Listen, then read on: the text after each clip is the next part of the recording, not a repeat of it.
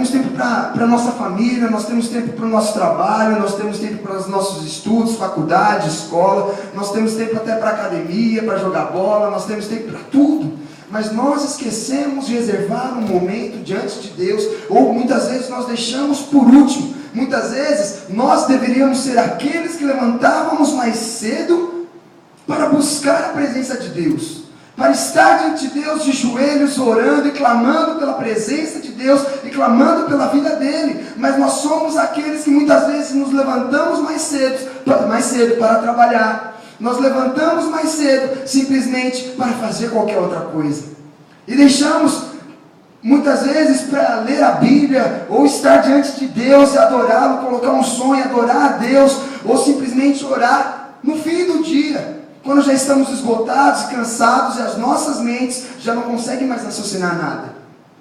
A nossa comunhão com Deus, a nossa intimidade com Ele é a principal coisa que nós devemos ter nas nossas vidas.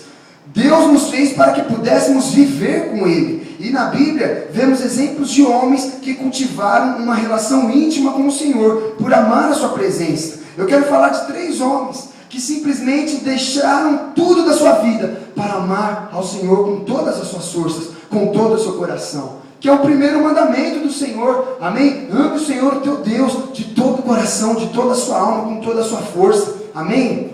Amém? Amém? Amém? Glória a Deus. Eu queria falar primeiro de Moisés. Moisés, em Êxodo 33, a palavra de Deus diz o seguinte, eu vou ler mais rápido aqui. Não precisa. Êxodo 33, versículo 7, a palavra de Deus diz o seguinte, do 7 ao 15.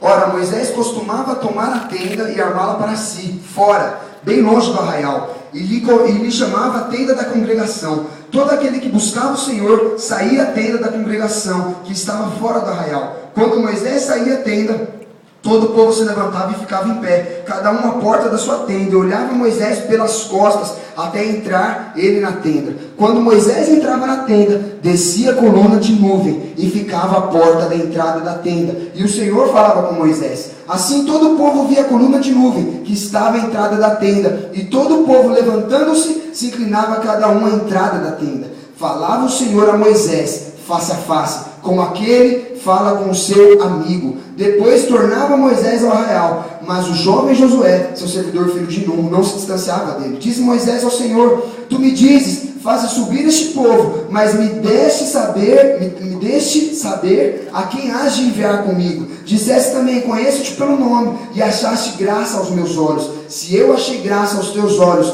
rogo-te que agora me mostre os teus caminhos, para que eu te conheça, a fim de que ache graça aos teus olhos. Considera que esta nação é o teu povo. Respondeu o Senhor, a minha presença irá contigo, e eu te darei descanso. Então Moisés lhe disse, se a tua presença não for comigo, não me faça subir deste lugar. Eu queria dar um exemplo de Moisés.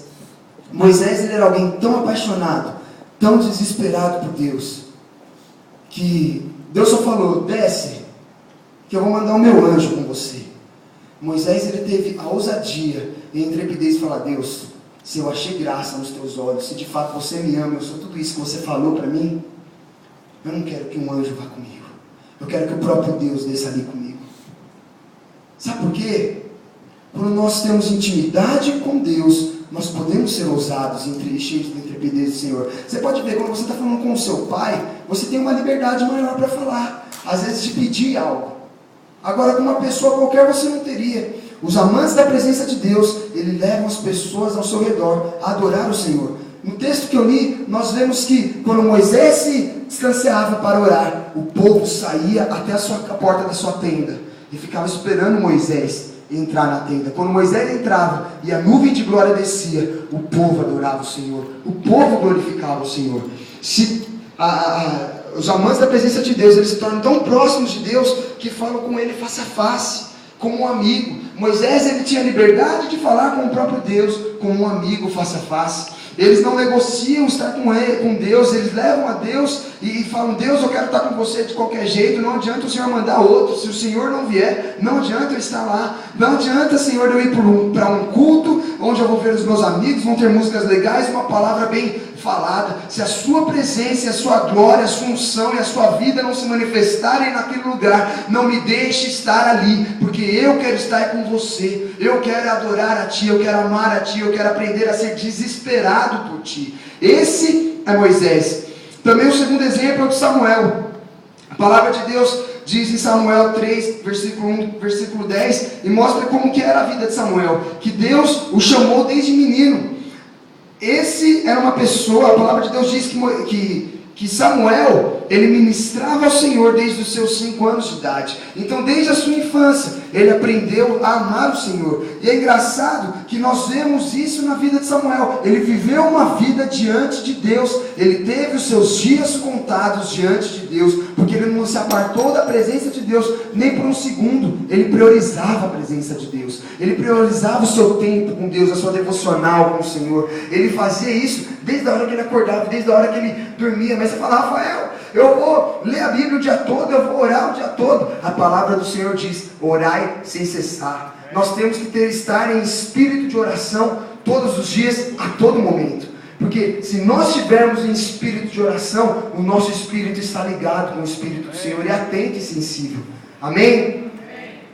Samuel também era uma pessoa que tinha o prazer de estar na presença de Deus. Ele fazia de Deus o seu descanso. Ele respondia prontamente ao Senhor, estava disposto a ser usado por Deus. Os amantes da presença de Deus são aqueles que estão dispostos a ser usados por Deus. Aqueles que caminhando na rua Deus fala, eles fazem. Eu lembro uma vez eu voltando da faculdade, eu andando aqui na Vergueiro, indo para casa, e uma senhora, não sei, eu não lembro nem o que ela estava fazendo, eu sei que ela estava andando toda torta. E eu cheguei, eu nem estava orando, eu estava ouvindo música, eu estava na minha. E de repente Deus falou: fala com essa senhora. Eu falei: não, tem nada a ver, continue andando, não é Deus não. A gente não está disposto a ser usado por Deus muitas vezes. E continuei andando. Eu sei que foi ali na caixa d'água. Quando eu cheguei um pouquinho mais na próxima travessa, na próxima rua, eu falei: meu Deus do céu, eu tenho que voltar ali. Deus me incomodou tanto que eu voltei e preguei para aquela mulher. Eu não sei nem se ela apareceu na igreja, mas eu convidei ela a estar aqui conosco. E aquele dia, Deus falou comigo: você tem que estar disposto a ser usado por mim, a todo tempo e a todo instante. Eu escolho o momento. E eu, a partir daquele dia, eu passei a... Deus falou, às vezes não era nem Deus, eu estava falando, entendeu? Às vezes era a mente, né? E eu era usado por Deus. Eu vi muitas vezes eu sendo usado por Deus assim. Uma outra pessoa, que aliás é um dos maiores exemplos que nós temos na Bíblia, de um amante, de alguém que priorizava e amava a presença de Deus, era Davi. E Davi, nós vemos em Davi alguém que buscava a presença de Deus com alegria, com prazer e grande festa. Nós vemos quando Davi foi trazer a Arca da Aliança para dentro de Israel, ele veio saltando de alegria e dançando na presença de Deus, porque a Arca da Aliança, que simbolizava a presença de Deus, estava voltando para Israel.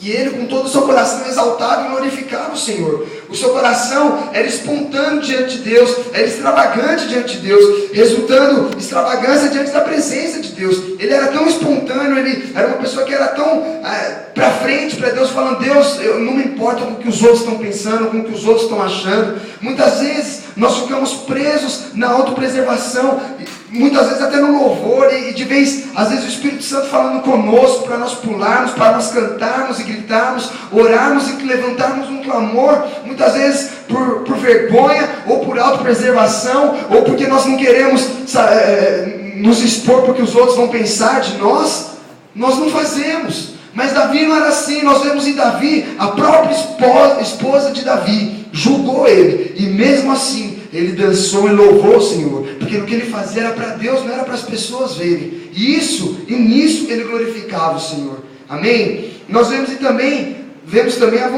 em Davi a vontade de estar com Deus. Era tão grande que ele desejava morar junto com Deus. Ele queria fazer uma casa para Deus, não para que o seu nome não fosse esquecido. Davi não queria fazer uma casa para Deus, para que as pessoas pudessem ver, ou só para aprisionar Deus. Davi, ele amava tanto a Deus, que ele descobriu o segredo do coração de Deus, mesmo sem Deus falar com ele. Porque Deus, o sonho de Deus, desde quando ele criou o homem, desde o princípio, desde Adão e Eva, era eu quero morar com o homem, eu quero ter comunhão com o homem. A comunhão de Deus era Deus, Jesus e o Espírito Santo, e era uma comunhão plena, mas Deus decidiu expandir essa comunhão até o homem que ele criou. E esse é o desejo de Deus. Foi por isso que Jesus veio e morreu por nós, para que Ele pudesse viver dentro de nós.